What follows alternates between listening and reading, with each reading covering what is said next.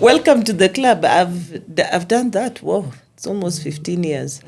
So sasa tunajaribu kuleta ubuntu, ndakuja unipatie tips kwa ubuntu za ubuntu. So acha tuanze na swali zetu ndio tuende kwa zako zetu.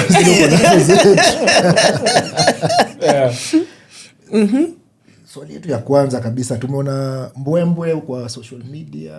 KBF iko na a new first vice president na tujaona barua. Unajua KBF siku hizi tumezoea hii season imekuwa ni the letter season. Watu wanajibizana na mabarua tu, barua after barua. Lakini hii hatujaona, hii tumeona tu kwa social media na tumeona former Kenya alikuwa KCB. alicheza Lions, sidhani kama national team, probably alicheza, but renowned Dikembe Ukweli Sumu wamesema yeye ndio the first vice president wa KBF. Na unajua vile chair alipass first akaenda kwa president, sasa kumekuwa na vacuum hapo. Either second vice alienda kwa first ama hiyo imebaki, na Ukweli Sumu amesema ameichukua. Tupatie hiyo uhondo sasa watu isikie fresh. Unajua every communication ya KBF inatoka kwa SG na sasa umejileta. That's interesting. I don't know. I'm just hearing about it. So it would be interesting to know where the letter came from. For starters, it would be very interesting to know where the letter came from. It would also be interesting to know at what point that happened. But I haven't really seen it. Today I've been a bit up and down, so probably it went up today. Yes. I've heard from a few people, but I haven't really seen it. You've received some calls. Yes. On the same. Yes. Even see first. It's fast that you're asking me directly. Okay. Yes, because people are calling and asking, have you seen social media? But you know, when you say, have you seen social media? There's a lot that happens on social media. So you need to be specific. And I'm being told, there's something that has been written there. You need to go and see it. And you know, sometimes basketballers don't tell you exactly what they want to say. Yeah. So I haven't really gone there, but I will go and see. And we should expect a letter. A letter? Yeah. to accept or deny or accept. What's going on? I'm not at the vacancies. To clarify. To clarify the position of the arrangement. Labda hata aendo president. Amechukua mwenyewe. Labda kuna coup. Yeah. Oh, maybe. Yeah. Maybe. Yeah. Sasa kuna linda mwananchi. Linda ground, linda mwananchi. Sasa clarification muhimu. Anyway, tutapata hiyo clarification. That letter will only come out if and when everything has been clarified. Yeah. Yes. Yeah. If you notice, it's not, even though there's been a lot of letters coming out, sometimes even news goes out before our letters, because we really have to clarify and ensure that everything has been validated and before we send anything out. What I'm hearing is like kuna ka ukweli mahali na pia kuna ka yani sisi tumeachwa hapo yani tufikirie For them to clarify. It's for them to clarify. Unaweza hata sasa tuanze sasa tujeke in good books. Congratulations. Paka go call it. Tuanze ku congratulate Dikembe sasa okay, acha tuachie hiyo hapo. First vice. Yeah. The next thing ikienda tu na hiyo tunaenda kwa election. Election umesema 10 years. Anyway, I think saisha pita the 5-term limit. Yes. Na the last time tulikuwa na ulisema kulikuwa na case. Yes. Ilikuwa ina hold back every other thing. Kumekuwa na team registrations. I think kulikuwa na like 4 teams zimeregister. Sijui sasa tumefika ngapi. Kuna light at the end of the final election itafanyika ama tuwaongeze 2 term, tuseme 2 term tu bila election. No, obviously we will still have to do elections. Either way. Like I said, the court case is still going on. Yeah. So And you know, I said it the other time, court cases in Kenya, sometimes you can't predict and you can't determine when they really will end, unless the person who put in the court case decides to either pull it out or decides to go in any other direction. But with the direction with which it's taking, there is some light, yes, at the end of the tunnel, but there's still the court process that has to happen. So unless the court process is closed and finalized, it will still, it's what is still holding back, because there's certain things that have been put there and that we have to adhere by. So with that, I really can't say when they will be. I was hoping that by now they would have happened. Last year, we really wanted to hold them in October, like I said. The court case came along. We tried to push it to December. There was some pushback on one or two things. We tried to make it in June this year. There was some pushback on a number of things. So it's still going on. But as soon as it's over, we would really love to get into that process, because sometimes these things also hold back on a lot of things, because right now, there's conversations we've really been having with major sponsors, and that thing keeps coming up every once in a while.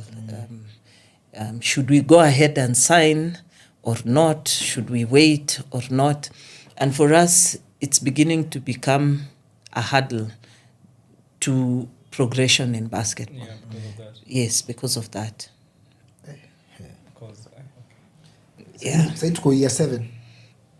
To go? Year 7. Yeah, you're No, talking. in fact, I looked the other day. I got a notification on my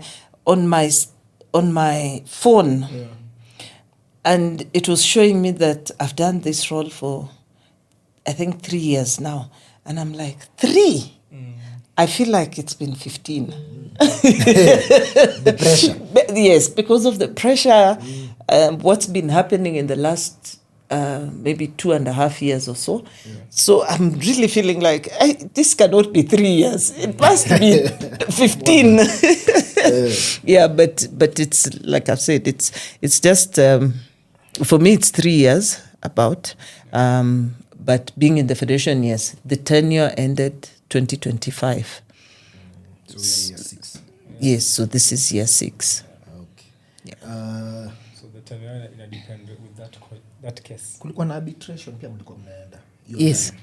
Ama pia bado huko. Pia huko mlikuwa sana. We went for the arbitration, yes. We stayed for quite a bit of time. Because remember also, when it's 3 parties, sometimes we are available, sometimes the other party is not available, sometimes it's the registrar who is not available. So getting everybody in the same room has really been a difficult thing. So we did the arbitration. We got into a consent after the arbitration. So we are still sitting on the consent. And the consent is really what we would like to move forward with. But there's certain things that are on the consent that the registrar has been very clear. She does not think that there would be progression if we leave those things in that consent. Because once we submit that consent in court, obviously we will have to go by that consent. Yeah. How can us as the players and other stakeholders wala tuko involved kwa hiyo kesi tunaweza saidiaje muharakishe juu tunaweza kama ni kubeba placards tuende kwa registrar? It isn't the registrar's fault, to be honest. And it's not SDT's fault. Yeah, I wouldn't put it in their fault. I don't want to really say it is anybody's fault. Reason, like I've said, we need to remove that specific clause. That's number 1. Number 2, obviously we cannot submit anything that's not been signed by the 3 of us to the SDT. So every party has to agree to what has been put. So the complainant is the one who is holding us back here. Partly on putting of that clause, yes. But now on agreeing on the way forward, I guess we've had moments when we are not available. We've had moments where the registrar is not available, and she's not been available for a very long time. She's really been held up. And then we've had moments, remember also in court, she's not the one who comes to court, it is her lawyer. Yeah. So there are moments when it is her lawyer now who needs to go and... So it's very complicated. That's why I'm saying it could be a lot easier if someone just said, I'm pulling this thing out and let things flow the way they're supposed to flow, and let's make things work. Yeah. Or sponsors. Or take small. The sponsors. And talking of sponsors, last time tulikuwa na 23 million deal ilienda south. Tutaongelea hiyo, but word on the street ni I&M. Hii tuliambiwa na wewe, sio? I&M tuliambiwa hata before games sijui gani ichezwe. I&M itakuisha sign na KBF, and that's why you guys actually, the point ilikuwa ni when Thunder was signing their deal, you guys were coming out of the boardroom. Thunder, you are signing. Let's just how true is that? Tulikuwa tunaongezwa tu. I don't want to kill anybody's thunder, but to steal and kill anybody's thunder, but yes, they're one of the sponsors that are really willing to come on board, and not just for the reason it has also taken quite a bit of time is they're not just coming for short term. They really want a long term, partnership. So they're one of others. Yes. So speaking on I&M, as being one of those sponsors who want to come on board, like what do they need for them like to come on board? If to not kuangalia kwa league ndo waweze kuinvest like resources zao. We have gone round in circles with them, not really in circles, but it's been a very long process. Like I said, one of the things obviously they needed to know was our governance structure and how the federation is structured, what happens and who does what. There's been concerns. They've also received the concerns, obviously, of venue and venue, one, quality of the venue, two, just availability of the venue, three, obviously, which has been a very big thing, not new to basketball, is the fixtures. Is the fixtures. So we have been going through a process also of just trying to understand if they come on board, what's going to happen, how will the fixtures run, how will we, where will the games happen, and things like that. So, yeah, so... I hope you're working on that, because I believe our partners wengine wote watataka kuja on board, they will watataka kuona vitu kama hivyo. Na kama niende muambie tu players wote wachukue fungue account. Fungue account, at least wataona return on investment haraka. At this point in time, it would be good, obviously. It would really boost them if that happened. But remember, there's also other banks that are in the league. Yeah. And there's been other banks who also have been once in a while supporting us in other ways. So you don't want to... the piece of the cake. So lazima kukuwe na hiyo balancing act. Yeah. You need to balance. You also need to make sure you're not locking out future potentials that might come in. And I think the last time we spoke, I was one of the people who, I mean, when we spoke here, I said we need to be open enough to be able to allow as many people to come in, but make sure that we are protecting them as sponsors, but also protecting ourselves and the teams and the players, because at the end of the day, the content and this thing is us. Yeah. Yeah. tuende kwa league basi sasa. Tushagusia fixture. Oh my. Tushagusia fixture. League itaisha ama tunaenda another 1 year. It's a 1 year league. Tumeona ma professional players wala kwa KBF wanasema this is the first, last year was the first time they played a full year. Na wameshaanza kucomplain. Unajua hao professional players ni wa timu gani? So yeah, to be honest, the league should have been over by the end of this month. There's been a bit some circumstances that have forced delays. But when you look at it, it's it's also delays. Some, yes, are being caused by, I think the federation just needs to be sterner. And we need to really be more assertive. But like I said the last time, it's also a bit of a balancing act. Saa zingine utaki kufinyia kina ombam kabisa, and then tomorrow there's no neo sasa, and we want to really offer this platform to as many players as possible. So it's that balancing act that is really actually crippling us. It's become our Achilles heel. Our being good... Convenient. Our being good and is being our Achilles heel. So now we need to start being a little bit stricter on teams. Yeah. And that way we should be able to finish the league. We are also hoping it can end by... no, we will have to really fast track it because, first of all, by the end of this month, going into next month, we have to give to FIBA the team that will be participating in BAL. Otherwise, if we don't do that, then we get locked out as Kenya. Yes. By the calendar was already set, the FIBA calendar, by end of the last week of September into first week of October, EBAC has to be happening, and probably the WBLA, which means that the league needs to be over. Otherwise, who's playing WBLA and who's playing EBAC? Are we going to go into a boardroom and start discussions on agreeing who is playing? It's only marathon from now. Okay. It has to be marathon. It has to be. Otherwise, then immediately after that, remember, Road to BAL starts. The qualifiers and the Elite 16 that have to happen. And then going into December, the final WBLA finals have to happen. And it's the first week of December.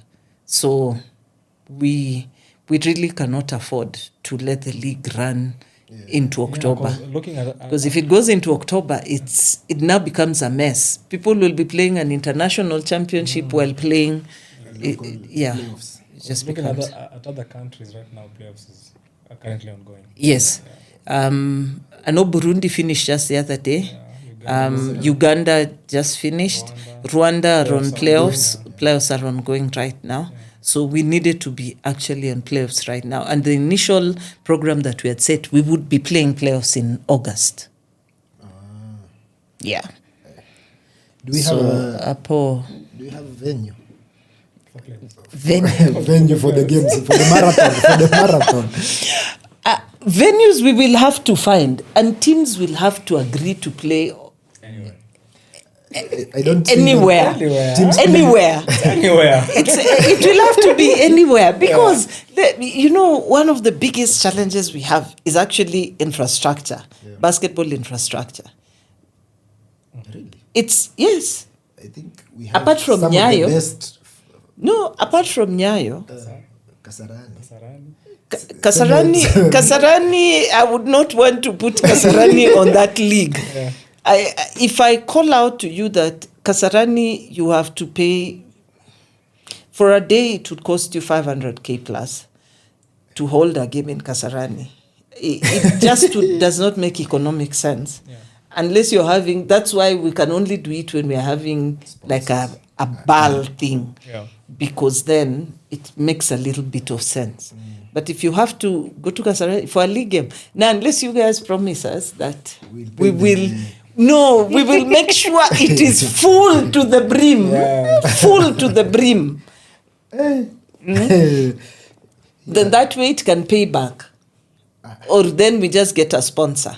Sponsor, that is the easiest route. Yeah. At the moment, any available Because arena. Yes. And, because which other arena is there? YMCA.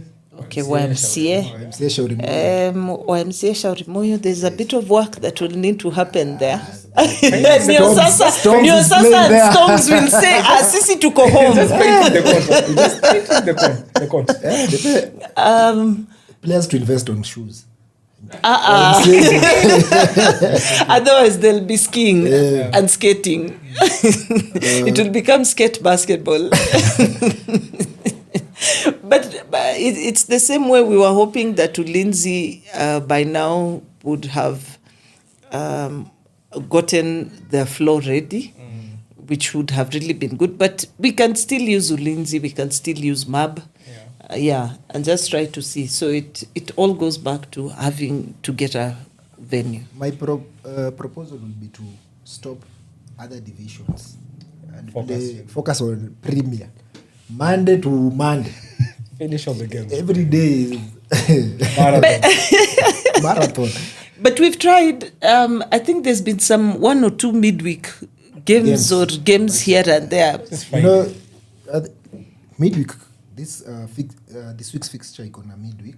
But yes. There's another amendment. Was it midweek of today? No, next week. Next week. Next week, Tuesday, Wednesday. Yeah. But we are waiting for the amendment. Yeah, final amendment is Friday 8 p.m. Well, no, we're working on those amendment things. I know it becomes difficult because then it really becomes difficult. I think we are trying to streamline also how we work, because sometimes even some of these things really catch us off guard, if I would say, because I sometimes you find. I'll give an example, a practical example. Last week, we had the under-21 team in Tunisia, and some teams had 3 or 4 players in the team, and then they've been slotted for a game, and so sometimes we are trying to work a little bit more closely and collaboratively, because sometimes you find fixture is gone out, and we're wondering, but these guys have 3 players in the national team. Why is their team playing? Now, if it comes as a last-minute change, obviously it affects other games and it affects other things. Yeah. One year league.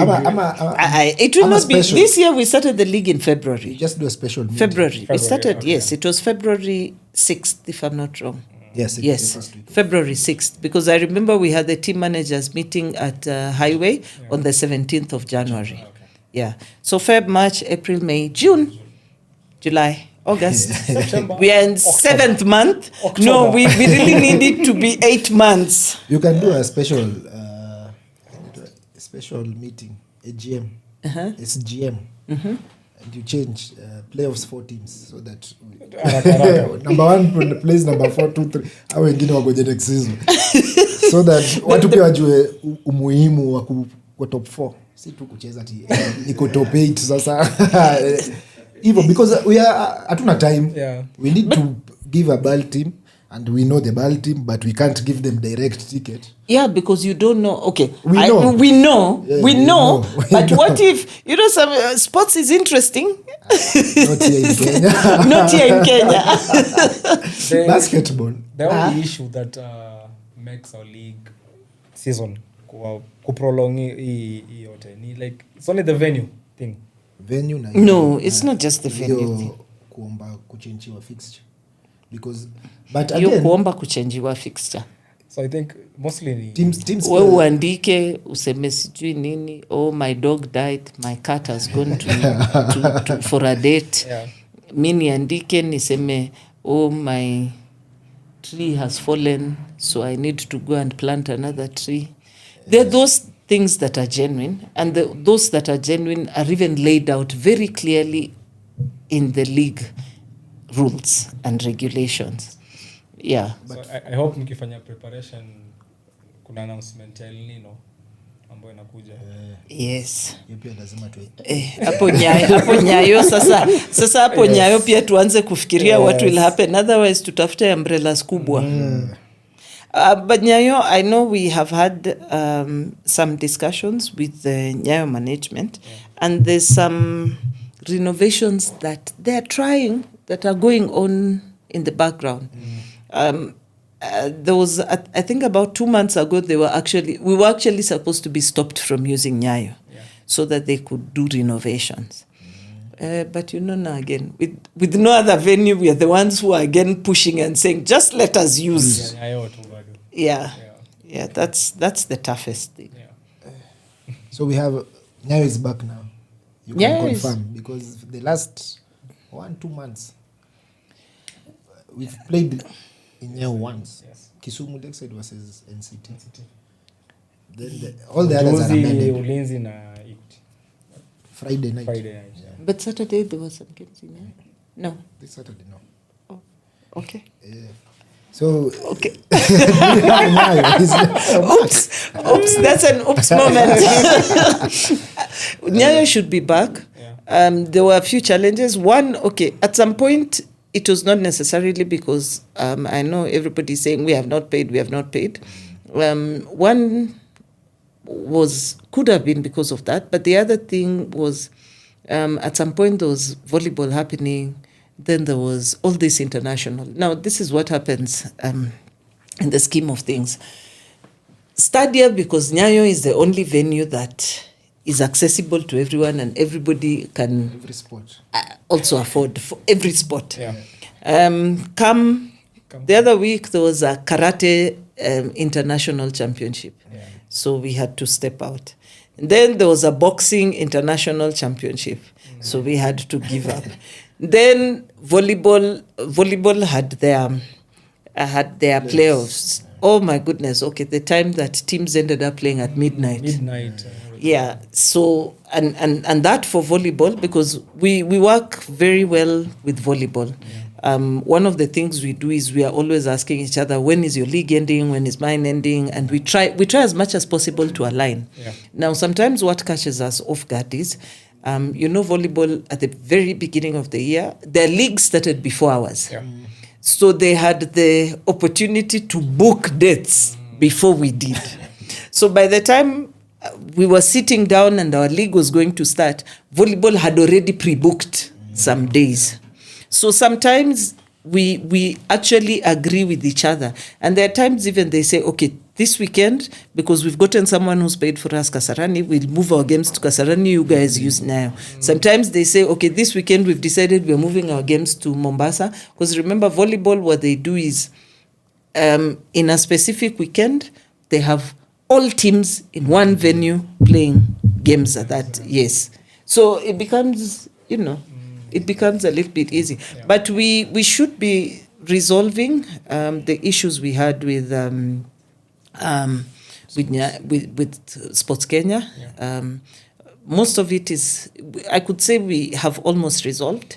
Not fully, obviously, but we have come to an agreement on certain things and on in certain ways. Yeah. So we should. I think we should also borrow from volleyball so that we go to one venue, all teams. All teams. One weekend we go to Mombasa, all teams. Yeah, because you'll find their weekends they play like Wednesday, Thursday, Friday, Saturday, Sunday. All teams, yes, in Mombasa. Yes. Lakini sasa nyinyi mtaanza kusema school cannot allow me. Now school cannot allow me. Work cannot allow us. Because we are going to work na nini, tuko na excuses. Tuko na excuses mob. Yani, now if you want us to travel, it means, okay, we don't have money now, but we'll have money at the end of the month. Hey, basketballers. Companies most yes teams. And then yes, exactly, if you look at volleyball, because you'll see if it's KCB, the players, they are either work at KCB or they're paid by KCB. Yeah, Equity the same, Pipeline the same, GSU the same, Prisons the same. Or maybe tulete hizo team, hizo kampuni zikuje bake. Zikuje bake, so that then we have that kind of thing. Kuna swali lingine ya league. Tuwaombe hata mimi hapo tuwaombea tumalize tupate. Lakini kama nataka pia tunaweza fanya tu inaitwa ile raffle tickets. to team waende watu represent. Bal tunajua hiyo tuna rig tu kama tumeingiza kwa raffle. Yeah. Tunatoa. Team zingine watatata for 2 weeks. Kesho itaisha tu. Ombam, you don't want a situation where somebody goes to the SDT to say that they believed they could have won. And you're now beginning to think it's just another court case which will take 2-3 years. So we have the time. We have the time. Tutagoja tu say wanasumbuanga lakini hao wengine wako bali. Yeah. Wanasumbua wata. Anyway. Yeah, but you know it's also not good for sponsors. Yeah, that part.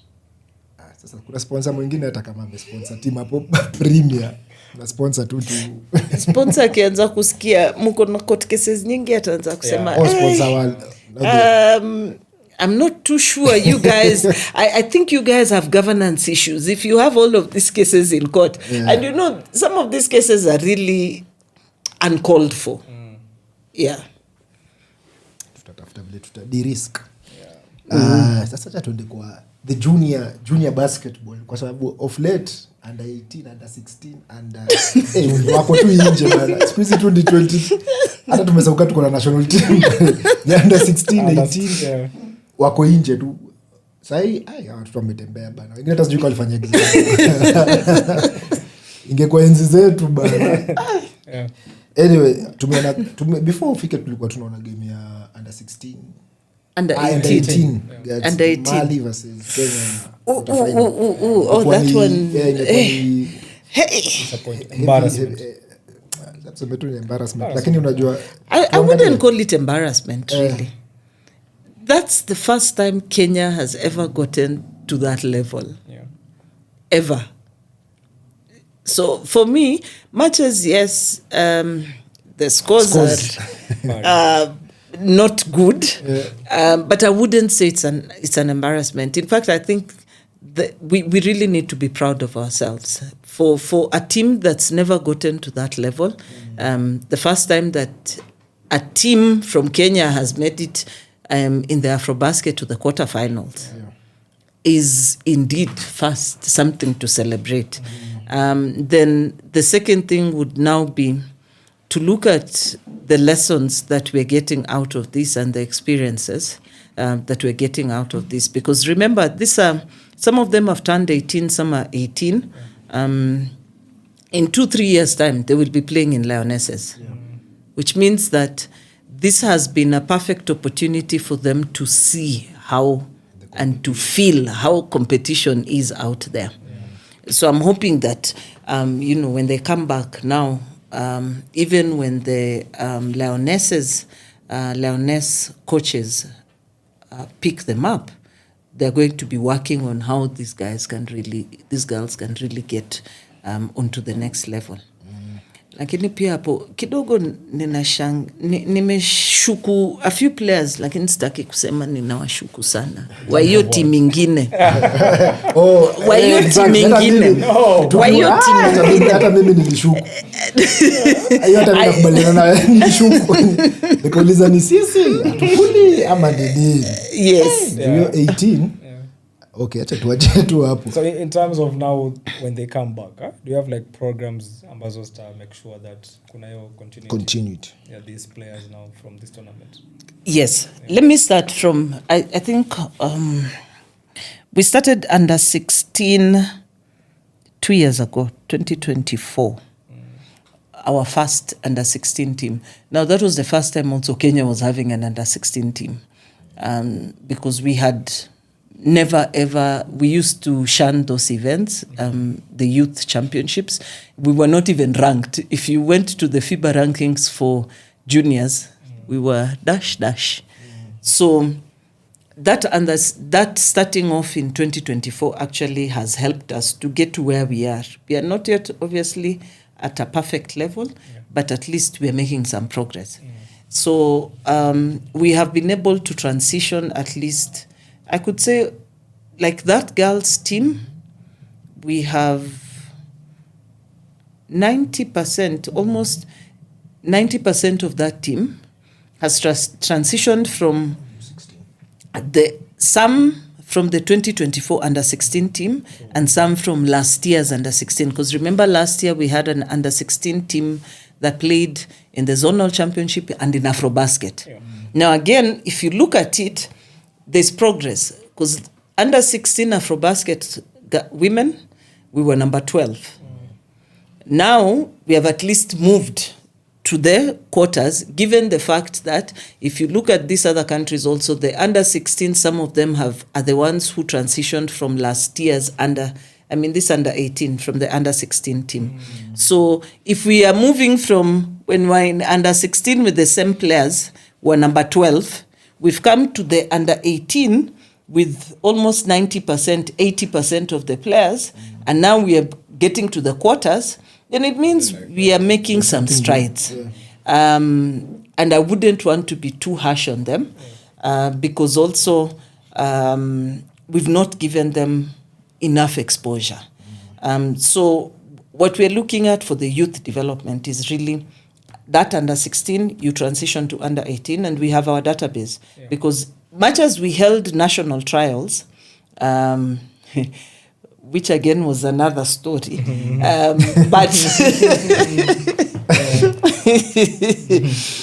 But we went back to the database for the under-16. In fact, some of those players, there's 1 or 2 players who had not been called in the national team. Actually 3. And for me, I went back to the database of the under-16. I asked the coaches, okay, is it that these players have really declined in their game, or is it that we don't know where they are? Yeah. And actually the answer was, we don't know where they are. So because now we keep a database at KBF level, I checked them out, called their parents, asked their parents, there's these kids who played in our under-16 team. They didn't come for trials. They've not turned up anywhere. Yeah. We're wondering where they have disappeared to. One of them was actually in the US, and her father flew her back and said, no, go back and play. There was one who was just at home, really not playing feel-good basketball once in a while here and there when she hears this. And she came, when I called the mother said, okay, where should she report? I said, tell her to report to Buruburu so that she can go and be there, let the coaches see her. Maybe she's still a good player, but I'm wondering if you are in our starting 5 in under 16 2 years ago, you've just disappeared into the... Even for the boys team, we had players who had just disappeared, and we started calling their parents to ask, where is this kid? Is it that they changed their interest from basketball? Ama wameenda wapi? Unakuta, I didn't know about it. I'm in the US now. My kid has gone for, summer camp. My kid has gone. So we're keeping that database. And now it's helping us because now we are making it a little bit more competitive. Now you're transitioning, obviously, to under-18. Fortunately, this year, last year, there's also been opportunities for under-17s to play 3x3. Because last year in December, we had the Africa Youth Games where the under-17 Kenya 3x3, both boys and girls, went to participate. This year, 2 weeks from now, there's the ANOCA, which is the African National Olympic Committees Association, Zone 5 Games. 11 countries are coming to Kenya. Kenya is hosting the ANOCA Zone 5 Games. And we at least have our, again, under-17 teams that are going to play in that championship, both boys and girls. And then out of that, this year we have our under-17, again, girls, who are going to participate for the first time in the Dakar Youth Olympics, the Youth Olympics that are taking place in Dakar in October, November. So kuna vile hii progress pia inatusaidia. We're getting visibility, players now getting opportunities, and if they start getting that exposure, then we are looking at how to see from under 18 transitioning as many of these players into first the under 21 3x3 teams, because remember 3x3 really builds your individual skills. Makes your IQ for the game sharpen. sharpens up your IQ for the game, because it's fast. You're either shooting, you're driving, you're dribbling. You can't just be wale players who are mimi naenda break. Mnirushie break, nitafunga. Yeah. So then we need to transition them to that under 21 team, and we've already started telling the under 21 coaches, you need to be looking at these players who've been in the under 18 pool to see who you're pulling in, who you're going to get into your teams.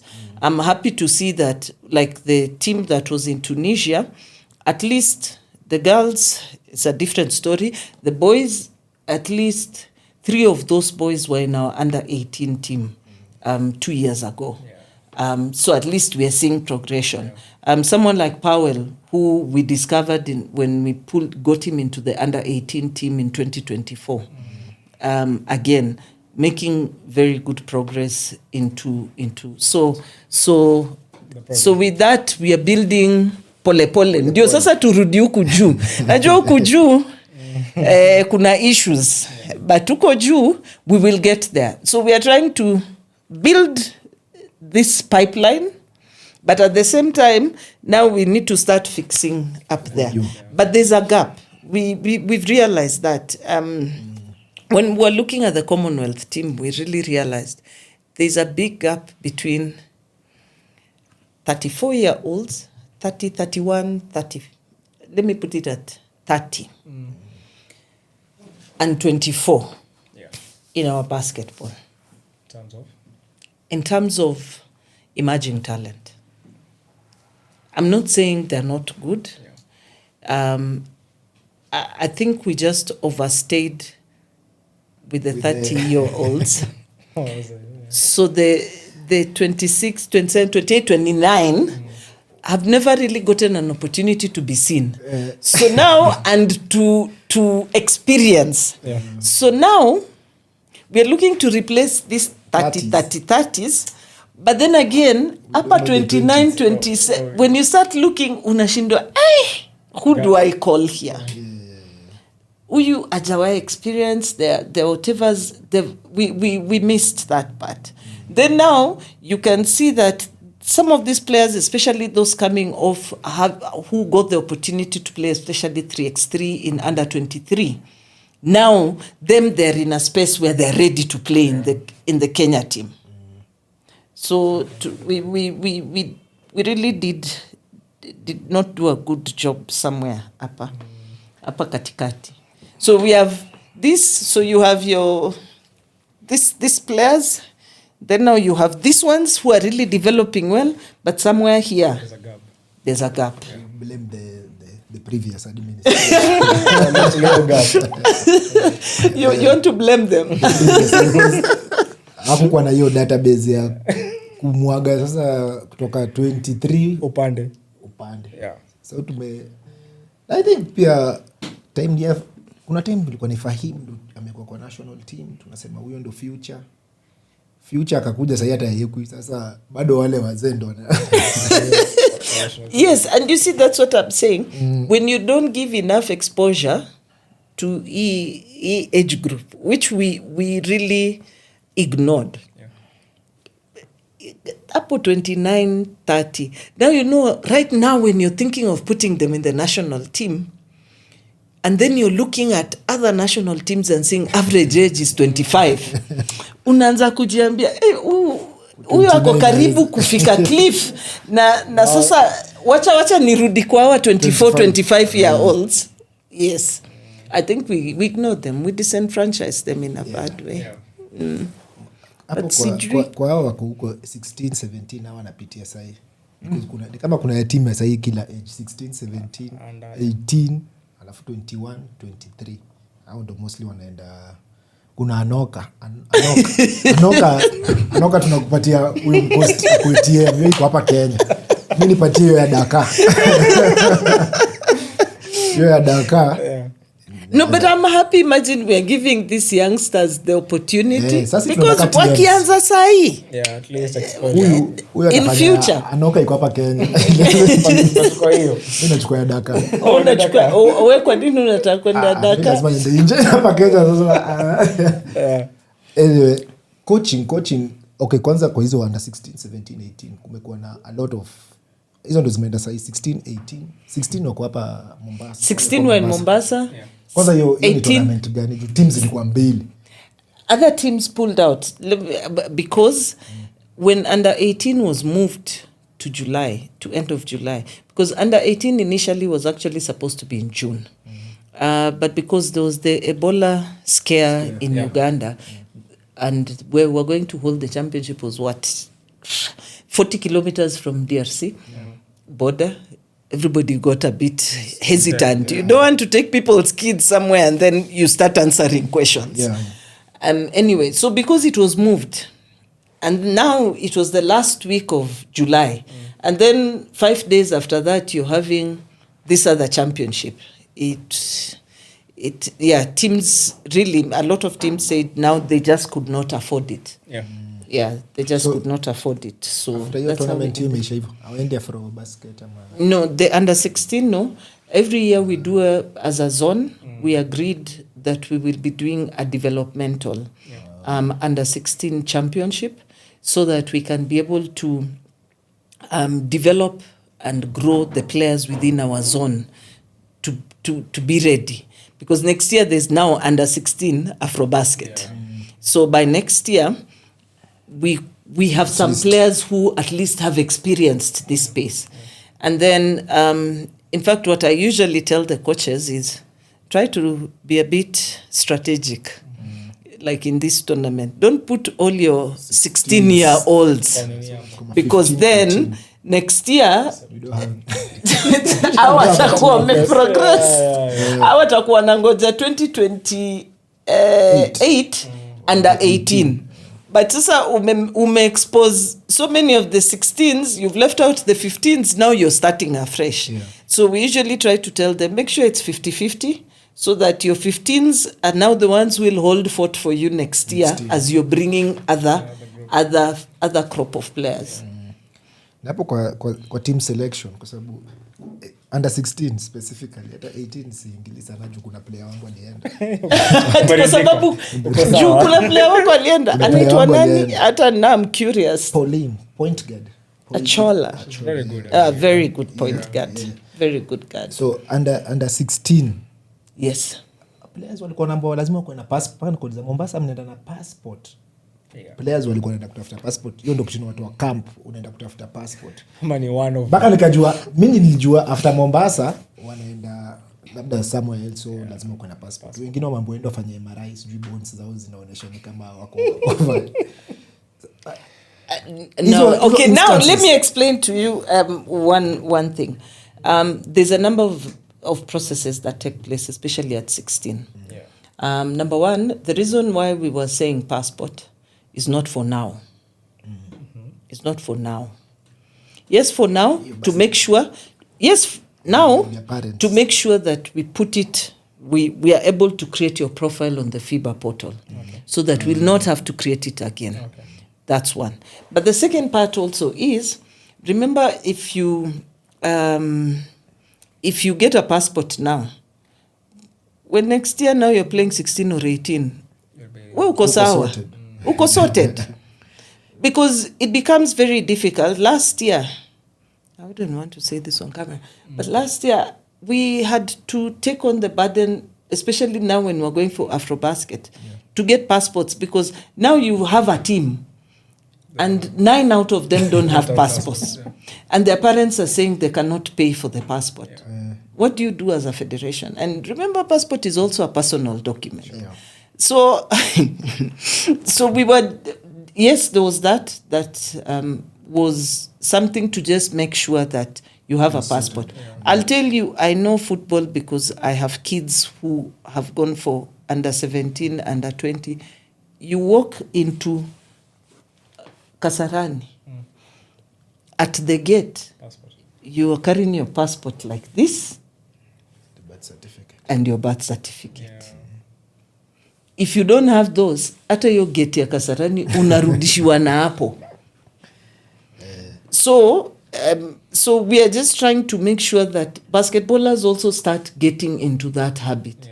We don't want these situations of Sa zile timu imeshachaguliwa, then Ombama hana passport. Sasa coaches wanaanza kufikiria. Sasa tunaanza kuulizana. Sasa huyo Ombama, sasa tumbebe ama tusimbebe? And then now coaches tunaanza kuuliza coaches, so now if we don't carry Ombama, who do we carry? Then they say, but if Ombama, he's our main point guard. And now if we remove him, now kuna vile you're changing our game plan. Sasa so wacha wachukue at 16 to clean up that area. Number 2, the FIBA protocols for the age group championship say that you have to do X-ray and X-ray for age verification. So for both under 16 and under 18 is your non-dominant hand, the wrist of your non-dominant hand. Now, if your X-ray is indeterminate, which means that because there's a fusion that's supposed to happen when you turn 16 at the wrist, and obviously sometimes environment, how you grew up, maybe the workouts that you've done before could make you be different from other people. They also say girls, because girls mature faster, you might find that girls their fusion can happen earlier, but at least more than almost 80% of it should be able to determine age. So they say that, so we have to do X-rays for all the kids, and the FIBA doctor has to approve, look through all the X-rays for all the players, and approve whether they are cleared or whether it is showing it is fused. Now, if it is fused, then we are required to do an MRI or a CT scan if you want to now really ascertain. And that has to be because with an MRI, the imaging is deeper into the bone, so it can show clearer, and you can get sharper vision of whether, And for under 18, actually, they specified that it has to be an MRI machine that is Tesla 1.5 and above.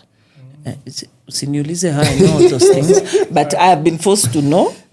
So, because they say Tesla 1.5 and above, the imaging is actually very, very good and clear.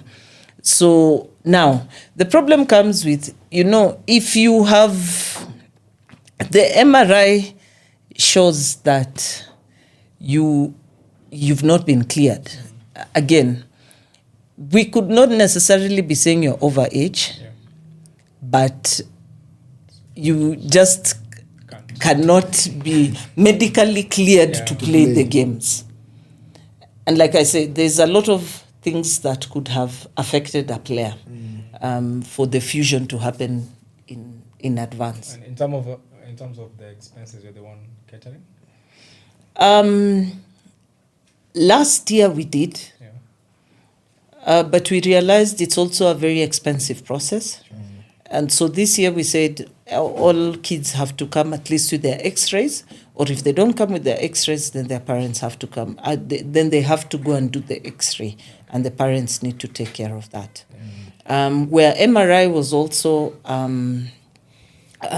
required, we talked to the parents and asked them whether they could do the MRI. Because the best thing about doing it at 16 is because once you've been cleared at 16, you're good to go. At 18, you don't need to do it. Like at 18, we only needed to do MRI for those players that had not been cleared to play the under 16 championship. Okay. Yeah. Makes sense. So if you get cleared up, or otherwise, but what we have encouraged those kids who, for example, had fusions that have already happened, advanced fusions. We've advised them not to give up, that, there's the under 21 championship 3x3 that's coming up. There's 3x3 also, because 3x3 you're not really required to have 3x3, it's passport, and when you got your passport. Now 3x3 is a little bit different. They don't do the age verification based on that, but they look at your birth certificate and your passport. So you needed to have gotten your eligibility also is determined by when you got your passport. So kuna mambo nyingi before we even come to the coach selecting you to play. So by the time now the coach is selecting, you and then obviously like what happened this year, before you get a passport, because this year what we did is we told the parents we will help you to get the passport. So we'll do the coordination because we have our contacts also at immigration. Bring your passports, come with your birth certificates and what. Now hapo ndo kizungumkuti ikaanza pia. Birth. No, but nasikia kuna issue na birth certificate. Sijui date 2010 sijui imefanya. Kuna mmoja alisumbuliwa. Kuna mama nasikia ni mnoma hapo Nyayo House. Sijui patoka. See mama ata those guys know how to check birth certificates. You know there were birth certificates that the officer even was just touching it like this. You know the way you touch money. And then he tells then he says where did you get this birth certificate? Where did you get this birth certificate? Nilizaliwa Pumwani lakini imeandikwa Shauri Moyo. Pumwani kwa Shauri Moyo. Anakuuliza atini hospitali gani? In that year you either gave birth in Pumwani, St. Mary's, Metropolitan, or this. Those were the 5 hospitals that were in that area. So which hospital is this? Hata si tunamwangalia hivi tunashindwa. Okay, we don't know. So we've had, it's unfortunate that we had to go through that. But for me, I'm also saying it's an opportunity to clean up. A few players also who came, who in 2024 and 2025 had come with other birth certificates. Sasa tukitoa kwa database yetu tunauliza lakini sasa me the birth certificate I have in my database is showing you're born in 2006. Sasa umeniletea birth certificate ya 2008. But I feel sad about it because some coaches, maybe parents also, because I've FIBA guys keep telling me parents are involved. Don't let them lie to you. Lie to these kids, because you find now nimeregister Mfasa as nimemweka kwa FIBA portal na birth certificate yenye amezaliwa 2006. Amekuja na ingine. Alafu Mfasa ameenda further, amejaribu pia kwenda kuget passport na ya 2008. Labda atafaulu. But akifaulu hataweza kurudi. I cannot go back to the FIBA portal to change his birth certificate, which means he can never be able to play at a FIBA championship ever again, which is very unfair. We really need to understand that some of these small things that we do for short term are really affecting these kids. Because imagine sasa mtu kama huyo, sasa ameenda, labda amefind a way, amepata birth certificate. Amepata passport. Sasa hiyo passport inaonyesha born 2008. Kwa FIBA portal tulishaandika 206 na tumesha load, because you have to load a birth certificate, you have to load a passport. And a photo. And kwanza siku hizi they have enhanced the system 2 months ago, that the system now scans the passport. You know, kitambo it used to just put it and someone uko anafungua anaangalia na that's it. Now the system scans the passport when you load it on the FIBA portal, validating. So now you can imagine. I've really been feeling sad for some of these kids, because I'm just thinking maybe this kid, I don't know, unless they change their name, or I don't know what they would do, which is really not. It's not fair. Some things it's you not can't fair. Also, You can't control such things. Like huwezi control you. When it was 6 bag. When it was 6. When it was 6, it was 6. Some of those, in fact, because we call the parents, I was with the acting president, Hilmi, Wanyayo House, with almost 15 parents, and we're telling them, your birth certificates have been rejected by immigration. They're saying they're asking us, can you go and get your true birth certificates? And some of the parents,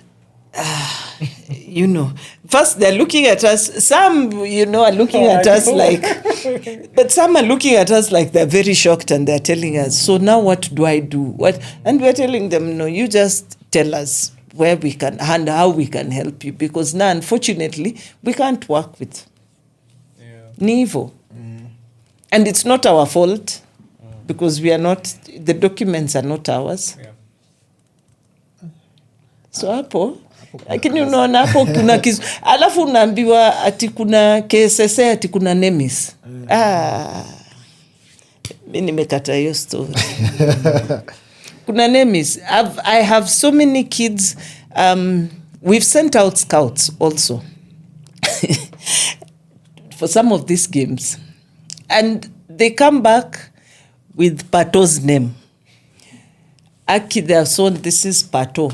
Because wao wameenda wameangalia score sheet, who is number 10? Number 10 is Pato. Siku ile amekuja tumeita Pato. Somebody else. Tunashindwa Pato, kwani Pato ni kwani unaona kocha anasema hapana, this was not the player. It is Mufasa. And now, but no, Pato is the one who was playing. So it's unfortunate. It's unfortunate. It's very complicated. The last 2 years I have learned a lot. To be honest, I've learned a lot in this age group, because it has really forced me to understand birth certificate, hata verification tunajuana sasa na director of verification. You have to be very keen, huh? You have to be very keen. Yeah, you have to be keen. Yeah. Especially kwa watoto you 16 to 18 but wanafaa waangaliwe kama hivi uko nao like hizo zingine you 21 23 kama ukupata huko 18 vile umesema sasa nime understand in terms of ni kama step ya kujiprepare for next year. Wale walikuwa wameleta complaints, wengi walikuwa wamesema tumeambiwa kwenda Mombasa passport. Sasa pia mimi nikaishikia hapo Mombasa passport. Tutaki next year wakuje waseme hawana passport. At least tutakuwa tumeclear a backlog. We actually still have about 30 that need to go to pick their passports. So. Sasa kwa wale wakubwa hii ni 3x3 sasa sana tunaingia 21 22 sio kuna 23 au ameenda. Kuna makesi ziko huko mingi za na wewe ndio sijui unaweza tuambia ukweli iko wapi za watu wanaitisha kickback. the player najua ameenda huko anafaa patiwe, kocha anamwambia wewe ama wewe ukienda jua kuna kati yangu hapo ama utabaki. Umepata kesi yoyote? Speculations not about that. Wait, the senior team or the U23 or the U21? Wala walienda Glasgow 700 huko 1.2. Sijui hata gani walienda Glasgow. Umepick tu hao wenye walienda Glasgow. Ndo najua at least bei yao 700 to 1.2. Yeah. Wewe ulijuaje hiyo bei? TMZ. What do the street? Yes. Oh my. Pia tuko na watu tumekoko kwa ministry. Natuambia indo hapa ndo inachezea. Ukienda na tukafanya saa tu kuulizia mkafanya uchunguzi mkakuwa tukapata NIS kuna player, kuna a specific player kuna specific player naweza kuambia jina labda after specific aliendanga Glasgow like kitambo huko Catholic Street ndo inaanza na walifanywa the same thing. Wewe utatuachia so mbili yetu kama ni 500 wechukua, so mbili ni ya watu wala kuingiza kwa timu, webaki na hiyo 300. Player akakubali, after kuenda player akawaruka. Kaambia bana mimi siwezi enda, mimi ndo niteseke huko, alafu tutamkuje ajaitwa tena. Hivyo ndo nini yake iliisha. Ni wewe. Oh my. Auendi na form ya wale wandani wa so sijui kama bei ni hiyo, najua 700 1.2. Sasa tu ni kujua cut kama ni juu. Pia mimi nafikiria wale watu wanaenda nao ma players nini pia wanalipwa. Yeah, probably double. Wait, so is it the coaches? No. Sasa hapo ndo wewe labda utusaidie. Labda ni regulation ya KBF. Regulation no. Lazima juu player analipwa na ministry nalipa to your account. Yes. Yeah, to your account. Sasa hapa lazima tusikizane kabla tutoke, juu itakuja kwangu ndo nikupe. Itakuja kwangu ndo sasa nianze kukata hiyo kochare ama TM ama nani ule uliorganize weshika yako ndo hii. Sasa hapo ndo hatuko sure kama hii story ni legit, but tumesikia na tukaambiwa that is why also utapata kuna specific players utaiwakosa kwa hizo vitu juu washaingia hiyo washaingia kwa system. Washaingia kwa system. Wow. That ama tuendelee uchunguzi zaidi tukuletee. Hebu muniletee hii case file. Hii X file naitaka sana. I don't know about that. No, I've not heard about that. I've not heard about that because we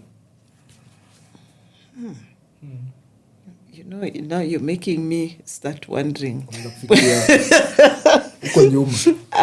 No, but we make the reason we try as much as possible to have a KBF person, at least representative in all of these teams, is because just to make sure that there are no such things happening. That's number one. Number two, to be honest, even me, I try to go for whenever there's a team training. I try as much as possible. Sometimes I don't have enough time, but I try as much as possible to make sure at least I pop in every once in a while, just to make sure that things are running smoothly. There are no such under whatever things happening. But like you're saying, sometimes these things may or may not happen without you knowing. Why? Because it's an agreement between them. And maybe, but it would be sad. If you're a good player, why would you do that? Trip. No, if you're a good player, you're a good player. And good enough to be there. So I'm not seeing why you would want to katia someone part of your money just so that you're in the team. Unless you're not also trusting yourself. That's how I would look at it. Why would you want to bribe yourself into the team? In fact, funny enough, I've heard of those stories more in the under 16 and under 18 from the parents to coaches. Now that I have had, and as an executive, we took actually some action on it when we heard about it. I would not want to name names, but we've kind of sorted that out with certain people not being around the teams anymore. Because and these days we take a very particular interest. Ombama akikuja mazoezi kila siku. Nataka kujua Ombama nakuja tizi kufanya nini. Yes. So kama kwa under 16 under 18 camp yao camp ya under 16 under 18 tumesikia pia kulikuwa na parents wanakuja kwa hizo camp. Amekuja na sandwich, amekuja na hiyo, ataachwa kweli mtoto wake hata kama imefika saa ya kwenda pizza timu mnakula vizuri kwa parent. Sasa hata wewe kama wewe ni coach hapo pia utakuwa na sasa huyu wa pizza ndamwachaje kama yeye yenyewe bado hajafika hiyo level ya unapata inabidi utoe ule mmoja tu huyu wa pizza aende. No, we are really trying to discourage that. And I'm not saying it does not happen. I have today I was speaking with someone, and in our conversation they were telling me how they were speaking to one of the parents whose kid was in the under 16. So the parent was saying, I can't believe that our kids were put in a place where they were not eating protein. So anyway, so we ended up, animal protein. So we ended up going to buy pizza and what for the kids, for all the kids and what. And I'm like, okay. The last time that happened, we actually discouraged the parents. The reason being, we are all human beings. Yes. If every day you come for training and you come and you're bringing fruits for the team, pizza, water, we are in the sun, I've now brought everybody sunscreen. I've been telling parents, please stay. We don't want you to interfere with, because sometimes it's natural that if someone is doing that, you will take a bias to them, not because you really wanted to take a bias, but just because The goodwill. And even on my end, I have gotten into trouble with some parents because even those that I know on a personal level, because they're expecting me, because you know me, so You give me the leeway. yes. And so I try as much as possible not to. I look at positioning and players.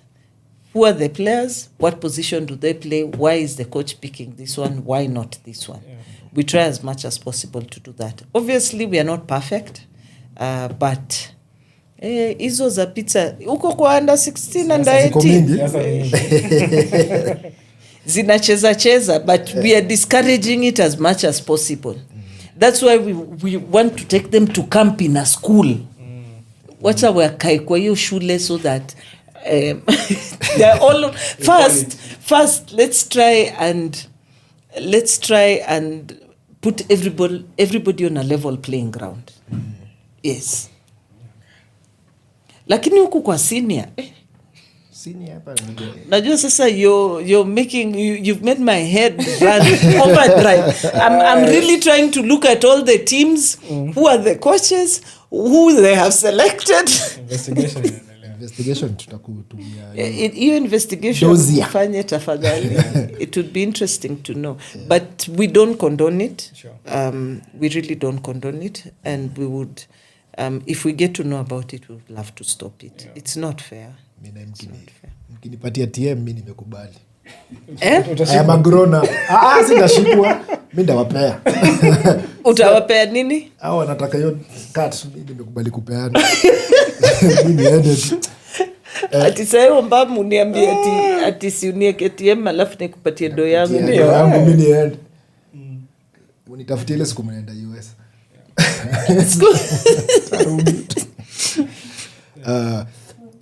Continuity, baada hapo kwa continuity kuna kwa 3x3 of the under 16 and 18 tumeona kumekuwa na change ya coaches, na coach walienda nao Uganda I think last year,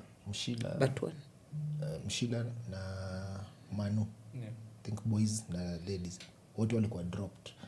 Ilikuwa ni coaches hawa perform ama mliajua sasa hiyo wakikuwa 16 Mshila ndo alikuwa coach nao. Sasa hiyo wameenda 18. Wakiwa 16 na wakiwa 18. She coached the 16 and 18. Yeah. When the executive sat down to look at coaches for this year's international season,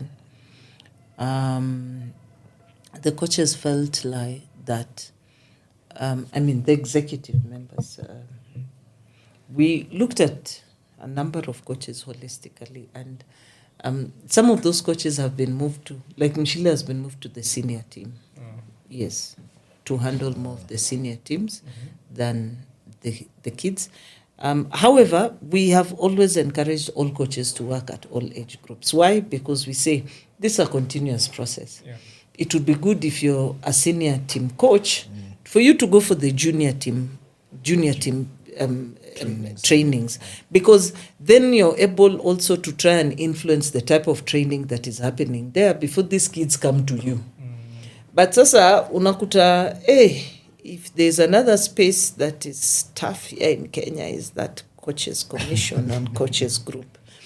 I don't know why they don't like each other, but it would be good if they just agreed to work together, because people have different talents and people see things differently. It would really be good if they agreed to work together so they can be able to help each other. Yeah. Yes, in one way or another. Because, But Mishila, we've moved her somewhere. I'm sure you know Manu has, at the time that we were looking at all coaches holistically, Manu was on suspension. We did see that later. Okay. Yes, because the full process did not happen, and because he went off on his own, for lack of a better word, I would say maybe he has served what was gonna. We did not finish the process, but he has already served his time out. But anyway, that's a different story. But he was not available. Yes. Which other coaches? We tried to maintain. Esther was Mushila's deputy assistant. So Mato was there. So Shem had been working also with the girls last year, so Shem was also there. But this time with the boys. We are also trying to remove iso biasness. So if we know that you handle a girls team, tunajaribu sana kuona kama tunaweza kukuweka hii side ingine. Ndio usikuje pia na utuambie number 1 to 9 tunakuta ni players wako somehow. Ni players wako unajua na okay, we are not saying coaches should not know their players, because we are just trying to really minimize the biasness. You can imagine when a parent said that during the trials, there's a parent who called me and said, I was surprised my son was taken because the other kids who were taken during that day, the coach knew all of them by name and was goteering them even as they were coming in. You know, I was just like, wow.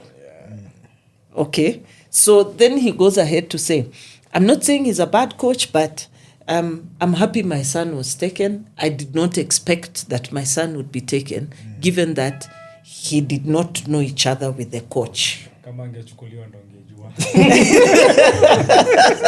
Nilikuwa na pesa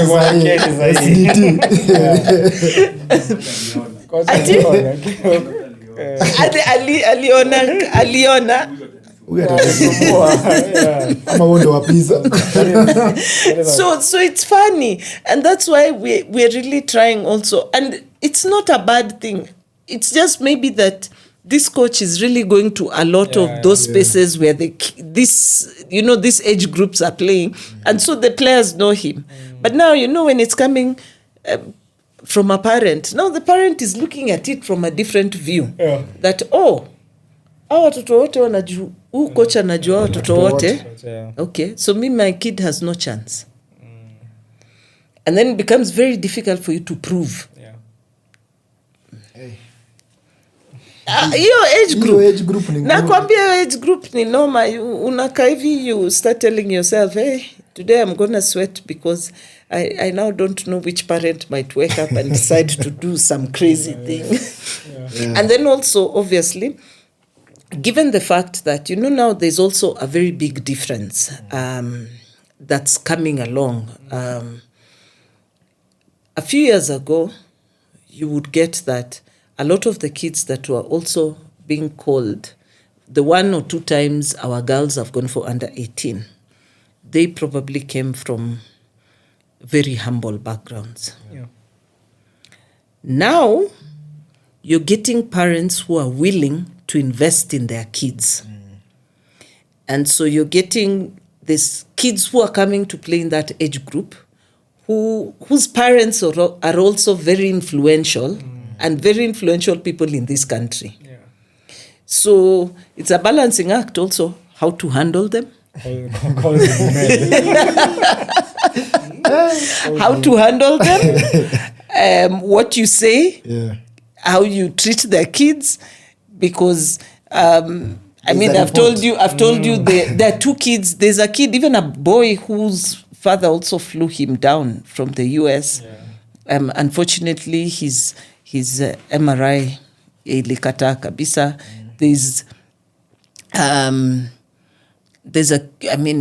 One of the kids who made it to the team, who schools in South Africa, another one who's based in Australia. So unaona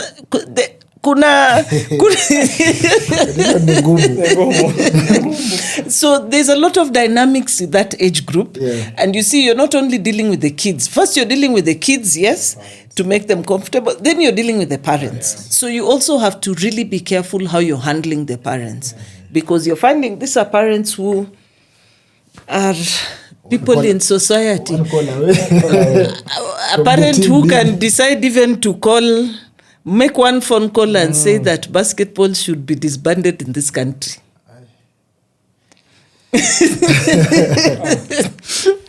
So it requires, yes, but it also requires people who can really handle and have good people skills. Yeah. Sisi swali zetu ni kazi imeisha. Sasa labda kama wewe uko na swali kwetu. Tulifikiria tutakukona hapo, kumbe wewe Fanya homework yake. Alipitia.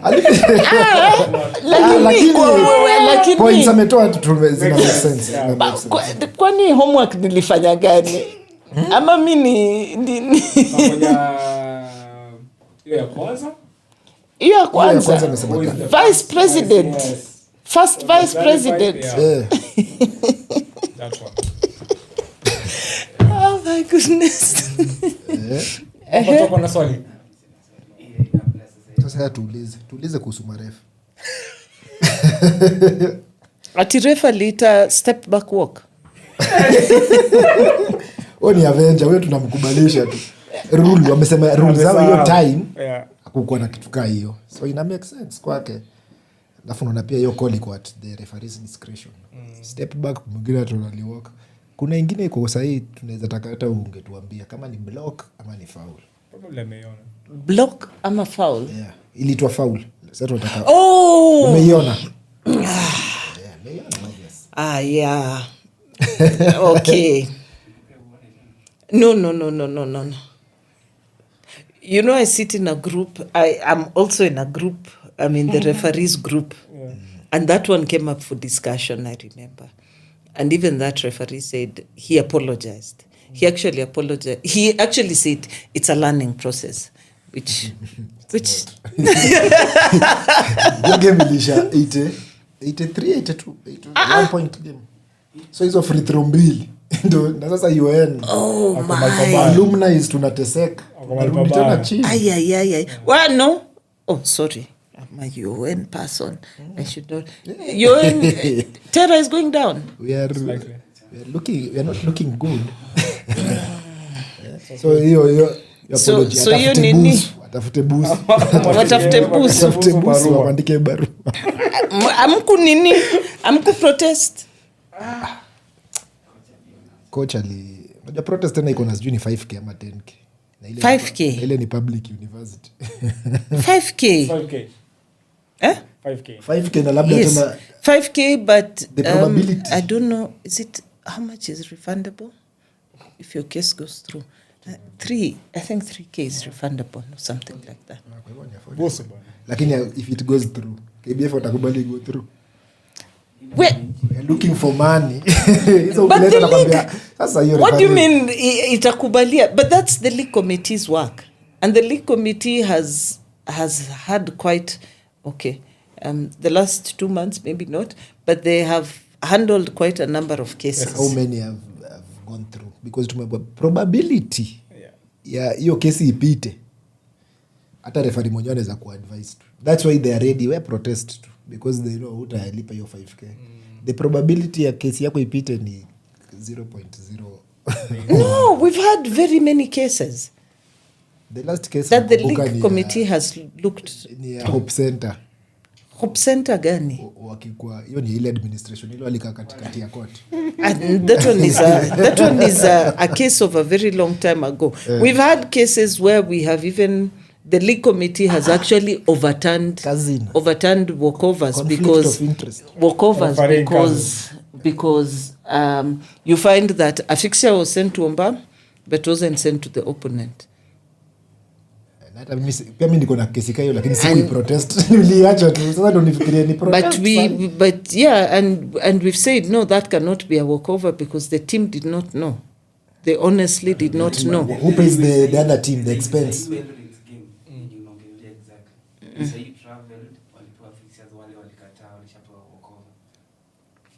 Yeah, that one had been communicated to USIU last season. Hiyo ndio ilifanya wakashuka. But it had been communicated to them. So they went on their own. It had been communicated. Cousin. Niko nimesahau cousin.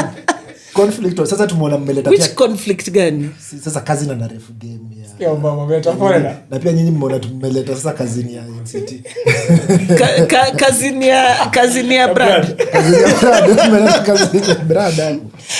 Cousin Kisumu versus NCT Kisumu sports ground. NCT iliandika barua specifically to the Secretary General wakisema wanashangaa cousin a relative to a player ndo alirefio game. There was nothing, no response. Sasa tukaassume hiyo labda hiyo protest. No. Hakulipia protest. No. That is, for me, that is a bit of okay, let me ask. If NCT had won that game, They won. Okay, they won, sorry. If they won by the 20 points they usually win, would they have brought that up?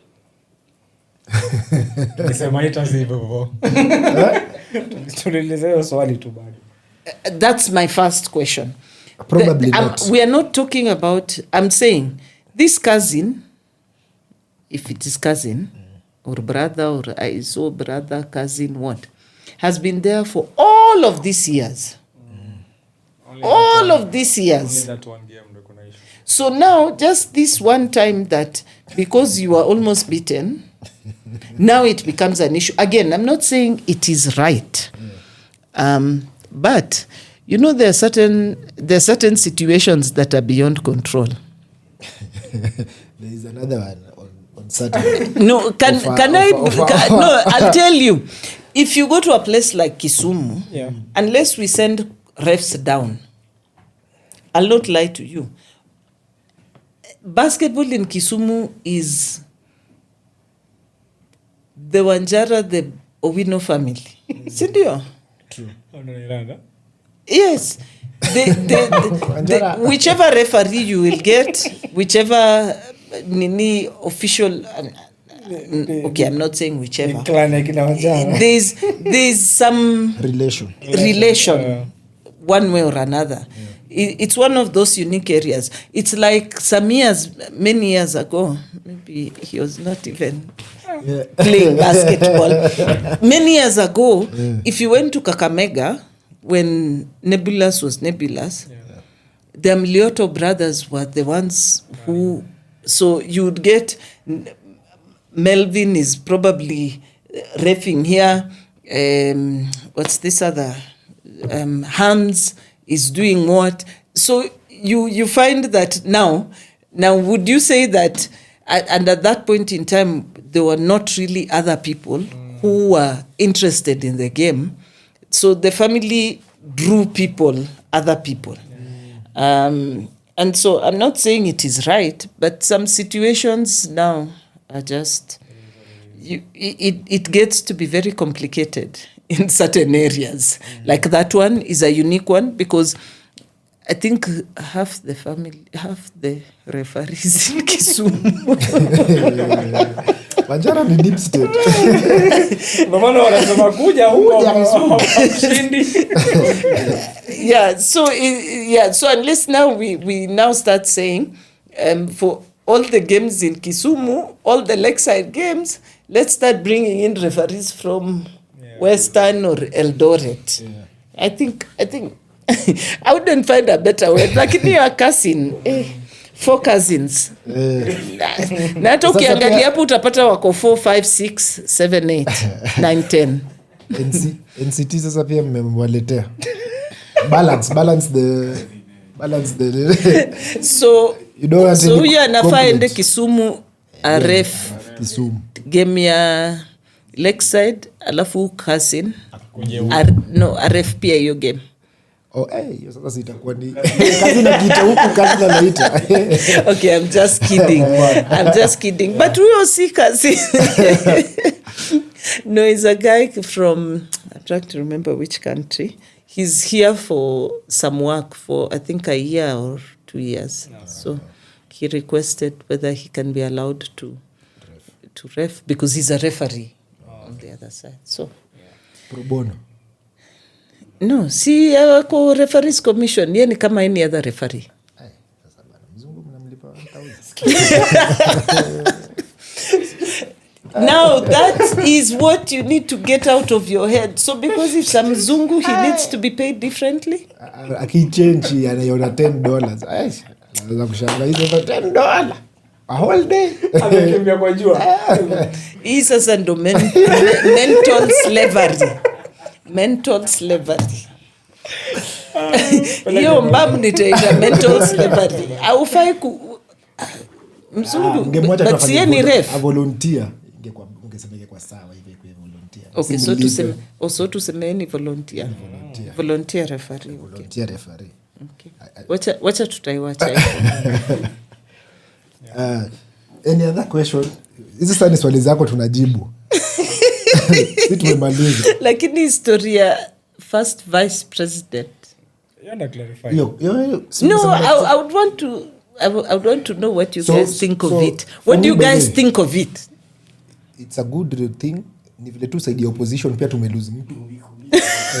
Tumelose mtu side opposition sasa. Very vocal person. A very vocal person. Tumeshangaa. Lakini tunaweza taka pia ingie tuone kama kuna utamu huko ndani ile pia atanyamaza ama atabadilisha hizi vitu. So ni win-win. Pande moja tumepoteza nyinyi mmegain. So kwangu sisi kwetu ni kongole.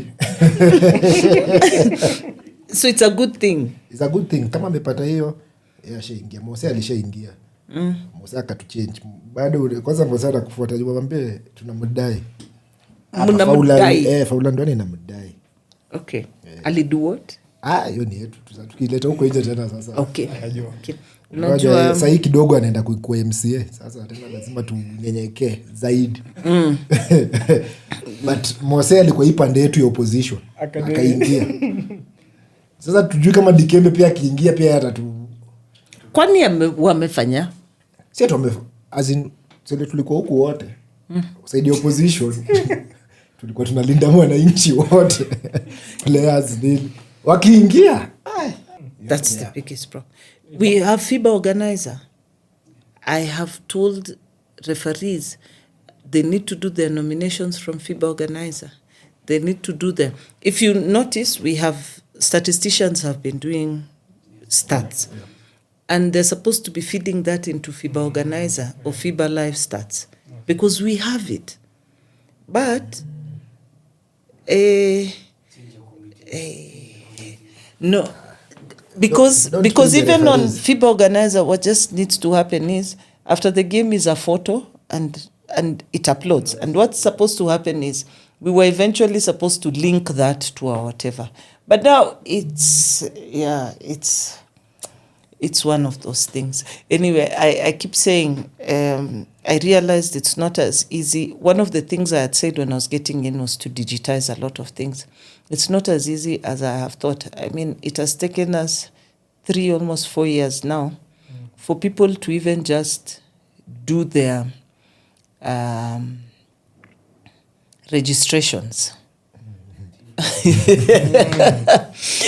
And we tried to make it as simple. Okay, we are giving you a Google form. Do it, so that when you do it, we have somebody else in the back end who now goes to feed FIBA organizer, so that msiseme I cannot, I do not.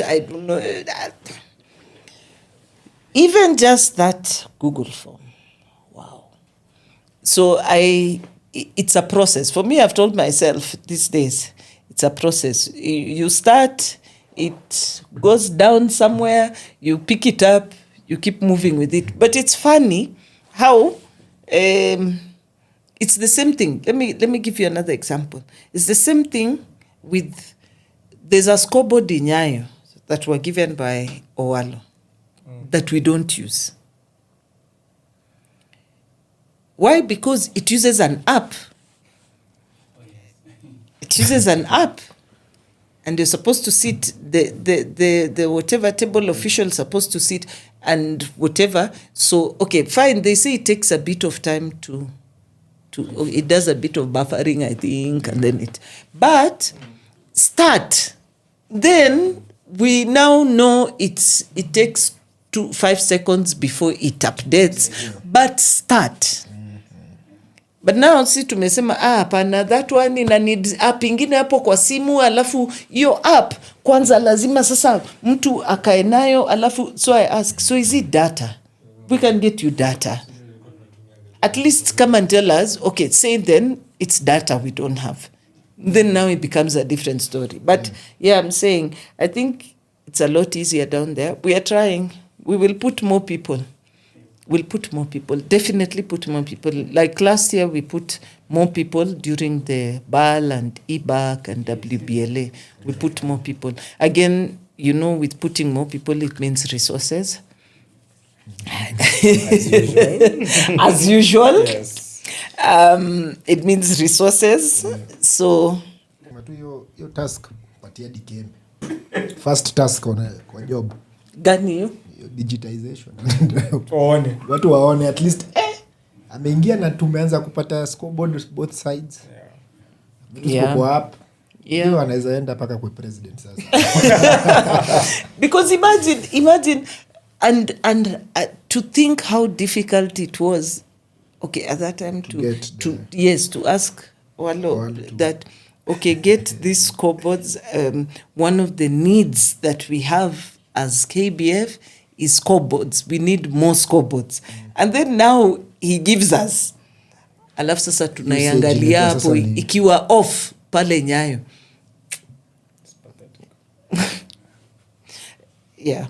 But I know also, yeah, when it comes to hata data, siku moja nilisema how we need to transition to using FIBA live stats so that all the stats go up live as the games are going on.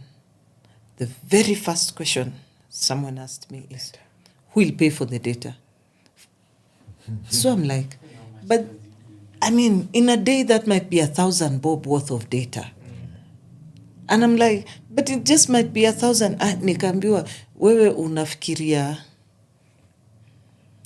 Anyway. Julia tumalize. Wanga ni mbaya.